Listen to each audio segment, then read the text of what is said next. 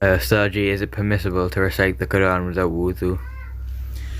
Yes, Arslan, it is allowed to recite the Quran without wudu, without ablution, but it's not allowed to touch the Quran without wudu. So you can recite the Quran without wudu, without ablution, but not allowed to touch the Quran without wudu, because it's mentioned in the Quran, Surah Waqi'ah, verse number 79. Allah says, "La yamassuhu illa al-mutahharun." None shall touch the Quran but those who are clean. So सवाल पूछा है कि बग़ैर वज़ू के कुरान की तिलावत की जा सकती है। तो जवाब ये है कि कुरान करीम को छुए बग़ैर बेवज़ू हालत में भी कुरान की तिलावत आप कर सकते हैं।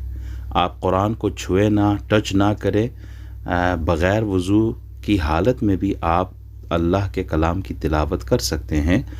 कुरान मजीद फ़ुरक़ान हमीद सूरह वाक़िया आयत नंबर 79 में अल्लाह इरशाद फरमाता है, ला यमस्सुहु इल्लल मुतहहरून, ला यमस्सुहु इल्लल मुतहहरून। इसका मतलब है कि कुरान को सिर्फ वो लोग छुएं जो पाक हो। तो पाक लोग ही कुरान को छू सकते हैं, यानी जिनका वज़ू हो वो कुरान को हाथ लगाए, जिनका वज़ू ना हो वो कुरान को ना छुए। वल्लाहु अअलम बिस्सवाब।